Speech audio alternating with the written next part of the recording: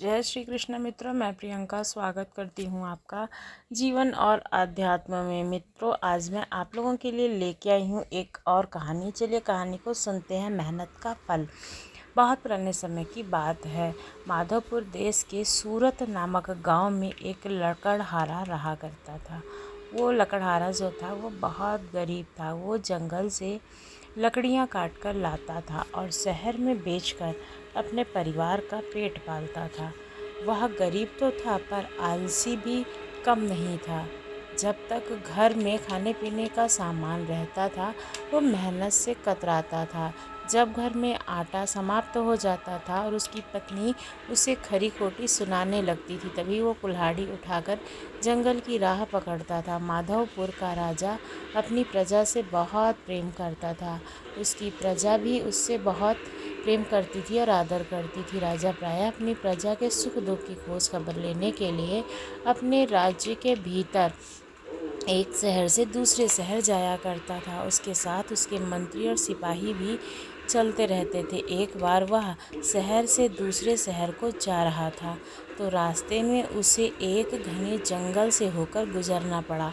घने जंगल में राजा रास्ता भूल गया। मंत्री और सिपाही काफ़ी पीछे छूट गए थे। राजा को काफ़ी प्यास भी लगी हुई थी। वे अभी कुछ ही दूर चले थे कि उन्हें एक ओर से खट खट की आवाज़ सुनाई पड़ी, जैसे ही कोई लकड़ियाँ काट रहा हो। राजा ने उसी ओर जा कर के देखा और अपना घोड़ा मोड़ लिया। देखा सचमुच एक लकड़हारा लकड़ियाँ काट रहा था। वह लकड़ियाँ काटने में इतना तल्लीन था कि वह राजा को आते हुए देख न सका। राजा ने ज्यों ही अपना घोड़ा उसके पास रोका, लकड़हारा चौंक उठा। उसने देखा सामने राजा घोड़े पर सवार खड़े थे। उसने कुल्हाड़ी एक ओर रख दी और राजा के सामने उसको नमस्कार करके हाथ जोड़कर खड़ा हो गया। राजा को जोर से प्यास लगी थी। लकड़हारे को ज्यों ही यह बात मालूम हुई, वह तेजी से पेड़ पर टंगे हुए अपने छोटे से घड़े को उतार लाया। राजा ने खूब पानी पिया। पानी काफ़ी ठंडा था। राजा जब पानी पी चुका तो उसने लकड़हारे और उसके गांव का नाम पूछा। फिर राजा ने हीरे से जड़ी हुई एक अंगूठी उस लकड़हारे को इनाम में दे दी। अंगूठी पाकर लकड़हारा अत्यंत प्रसन्न हुआ। जब राजा चले गए तो वह सोचने लगा कि वह इस अंगूठी को अच्छे दामों पर शहर में बेच देगा। इसके द्वारा उसे अपार धन मिलेगा। वह अपनी पत्नी और बच्चों के लिए शहर में नए नए कपड़े खरीद कर लाएगा। महीनों तक उसका जो है गुजारा, खाने पीने का सामान का इंतज़ाम हो जाएगा। अब उसकी पत्नी उसे खरी खोटी भी नहीं सुना पाएगी और उसने वे मित्र जो उसकी गरीबी के कारण उससे दूर भागते थे, अब उसका अपमान नहीं करेंगे। यही सोचता सोचता वह घर की ओर चल पड़ा। उसने सोचा कि पहले वह अंगूठी के बारे में अपनी पत्नी को बताएगा, फिर बेचने शहर ले जाएगा। उसकी कल्पना अब ऊंची उड़ान ले रही थी। उसने मुट्ठी में अंगूठी को दबा रखा था। अभी वह कुछ ही कदम आगे चला था कि अंगूठी में जड़े हीरे की चमक देखने के लिए वह पुनः आतुर हो उठा। उसने चारों ओर देखा, कोई भी उसे देखने वाला नहीं था। लकड़हारे ने अंगूठी को हथेली पर रखा।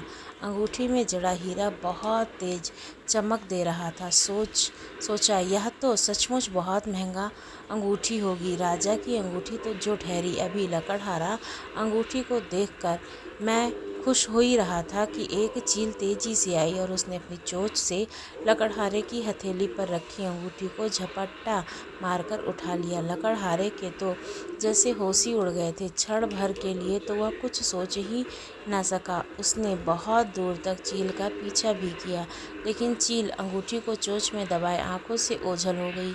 लकड़हारा हार थक कर अपने घर लौट आया। उसके बीवी बच्चे उसका इंतज़ार कर रहे थे। घर में आटा तक नहीं था। लकड़हारा जब शहर से लकड़ियाँ बेचकर वापस आता था तभी भोजन का प्रबंध होता था। आज भोजन का प्रबंध ना हो पाने से सभी दुखी थे। लकड़हारे ने जब पत्नी को अंगूठी की बात बताई तो उसे भी बहुत दुख हुआ, पर वह भी क्या करती। पड़ोस से कुछ आटा उधार मांगकर उस दिन का काम चलाया। दूसरे दिन प्रातःकाल लकड़हारा अपनी कुल्हाड़ी लेकर जंगल की ओर निकल पड़ा। दिन भर लकड़ियां चीरकर उसने एक बड़ा सा गट्ठा तैयार कर लिया। वह उसे बांध ही रहा था कि जंगल में उसे दूर से टापों का आवाज़ सुनाई पड़ी। उसने देखा राजा की सवारी आ रही है। वह कुल्हाड़ी एक ओर रखकर राजा के सामने हाथ जोड़कर खड़ा हो गया। राजा ने कहा, मैंने तुम्हें इतनी कीमती अंगूठी दी थी, उसे बेचकर तुम आराम से रह सकते थे, फिर क्यों इतनी मेहनत कर रहे हो? लकड़हारे ने सारी कथा कह सुनाई और बताया कि जिस प्रकार चील ने उसके हाथ से अंगूठी ले ली।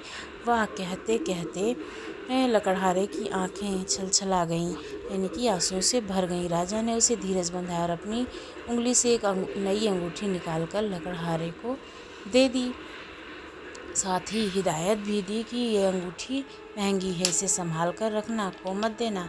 राजा ने आगे कहा कि यदि तुम्हें इस अंगूठी को बेचना हो तो इसे सस्ती कीमत में मत बेच देना। इसको बेचकर तुम जीवन भर आराम से गुजारा कर सकते हो।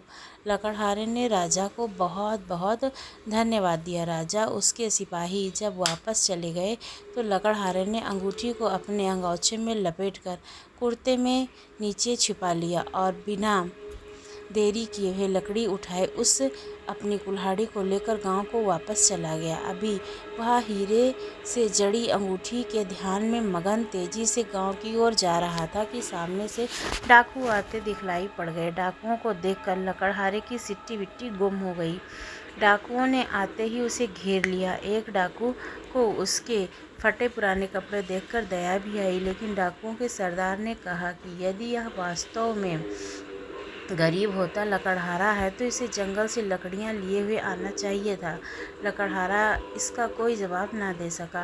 डाकुओं ने उसकी तलाशी ली और तो एक बहुत कीमती अंगूठी उनके पास मिली। कुर्ते के नीचे छुपी अंगूठी को देखकर डाकुओं को बहुत आश्चर्य हुआ। डाकू उसे कोई धनी व्यक्ति समझ रहे थे। शेष धन कहाँ है, यह कहकर डाकुओं ने उसकी पुनः तलाशी ली। फिर कुछ न मिलने पर उसकी पिटाई करने लगे।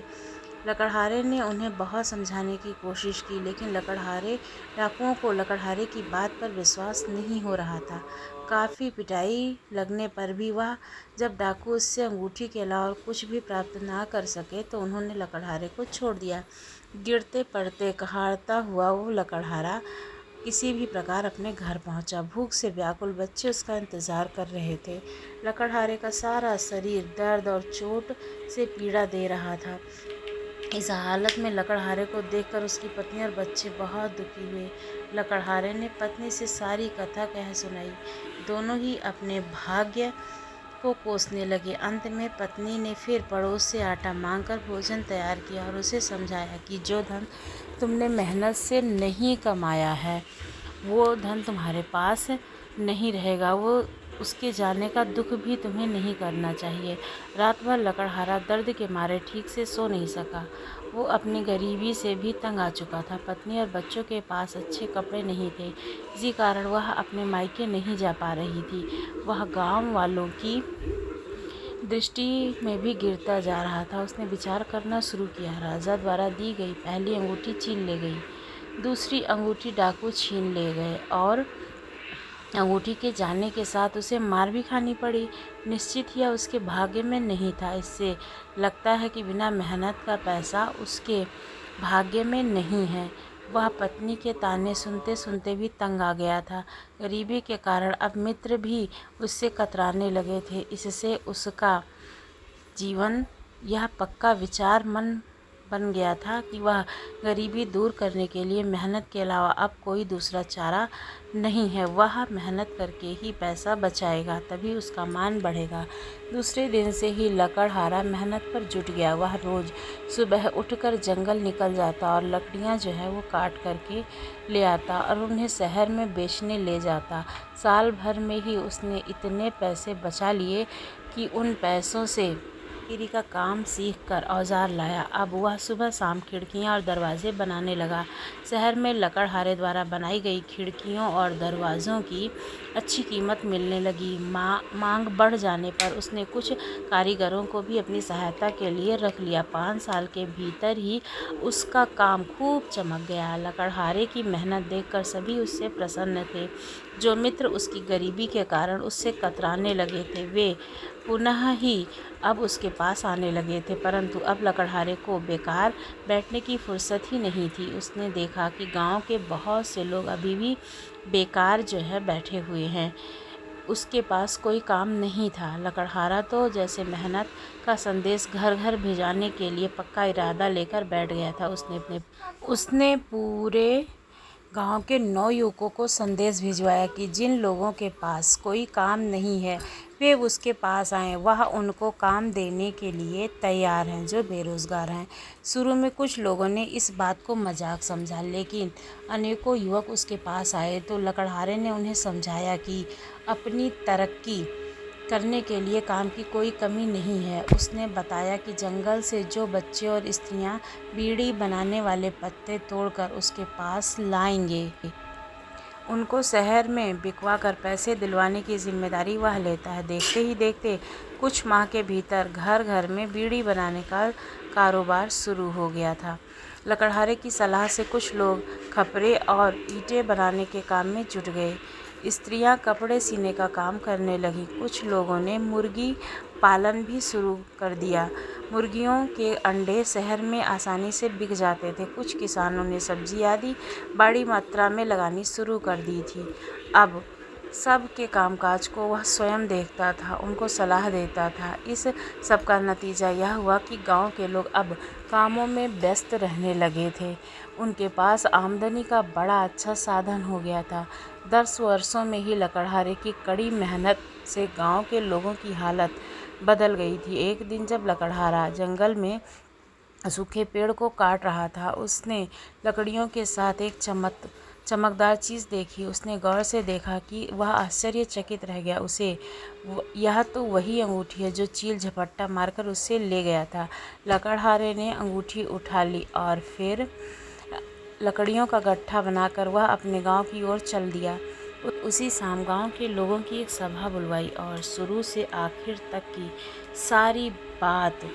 सारा किस्सा गांव वालों को कह सुनाया कि किस प्रकार उसको राजा द्वारा दी गई अंगूठी चील झपट्टा मारकर ले गई और किस प्रकार लगभग 10 वर्षों के बाद उससे वह पुनः प्राप्त हो गई। लकड़हारे ने आगे कहा कि अब वह बिना मेहनत से प्राप्त किए धन का अकेला उपभोग नहीं करेगा, यानी कि खुद उसका नहीं उठाना चाहता है। अतः इस अंगूठी को बेचकर उससे प्राप्त धन को वह गांव की तरक्की में लगाना चाहता है।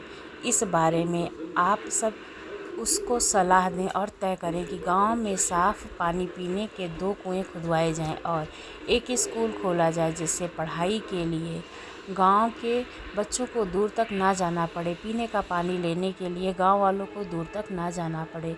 जो दूर नहीं जाना चाहते हैं उनको तालाब का गंदा पानी पीने के लिए मजबूर होना पड़ता था। लकड़हारा भी यही चाहता था। उसने अपनी ओर से एक शर्त रखी कि वह यह भी गांव का हर व्यक्ति अपना घर साफ सुथरा रखेगा और कूड़ा एक निश्चित स्थान पर ही फेंकेगा।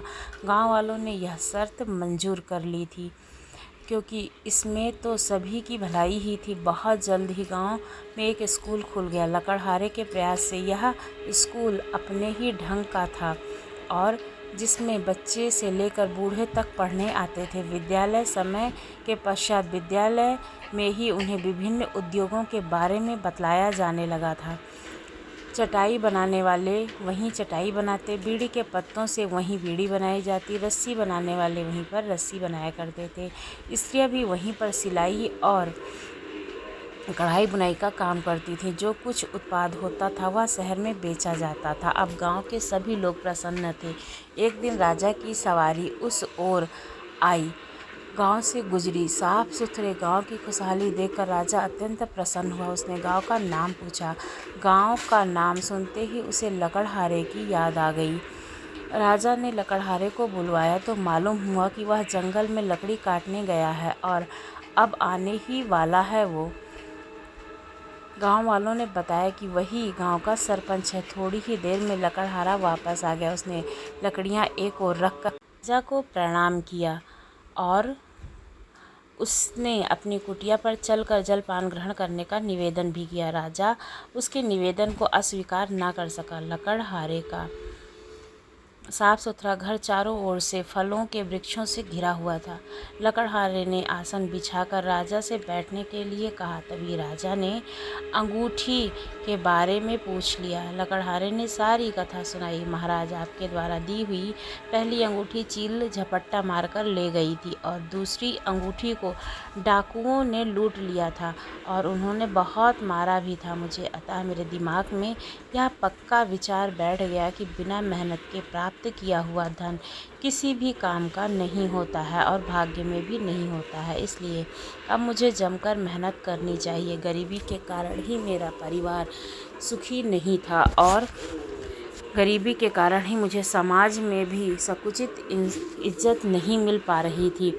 गरीबी दूर करने के लिए जमकर मेहनत करनी चाहिए और रोज़ मेहनत की और साल भर की मेहनत से जो कुछ थोड़ी थोड़ी बचत की थी उससे बढ़ईगीरी के औजार खरीदे और बढ़ईगीरी का कार्य शुरू करने लगा। एक दिन जंगल में जब मैं सूखे पेड़ काट रहा था तो वही अंगूठी जो चील ले गई थी मुझे मिल गई। मैंने उसको बेच करके गांव के लिए स्कूल खुलवा दिया और गांव के 2 पक्के कुएं खुदवा दिए। गांव के इस स्कूल में पढ़ाई के समय के बाद सभी को उद्योग की शिक्षा दी जाती है। गांव के चमड़े का काम करने वाले शाम के समय यहीं जूते बनाते हैं। रस्सी, चटाई, बीड़ी आदि बनाने वाले यहीं अपना काम करते हैं। स्त्रियां अपने सिलाई कढ़ाई का भी काम यहीं पर सीखती हैं। सबके सहयोग से गांव इतनी तरक्की कर रहा है। लकड़हारे ने आगे कहा कि महाराज, मेरा तो ऐसा विश्वास है कि जो व्यक्ति स्वयं मेहनत करता है ईश्वर ही उसकी मदद करता है। यदि हम कोई भी मेहनत नहीं करेंगे तो ईश्वर भी हमारी मदद नहीं करेगा। हम सभी को मेहनत करनी चाहिए और उसी के परिणाम स्वरूप जो हमें प्राप्त हो उसी में खुश रहना चाहिए। कभी भी दूसरों का छीन झपट कर खाने की कोशिश नहीं करनी चाहिए। आपको कहानी कैसी लगी ज़रूर बताइएगा। यदि अच्छी लगी हो तो हमारे चैनल को सब्सक्राइब करना ना भूलिएगा।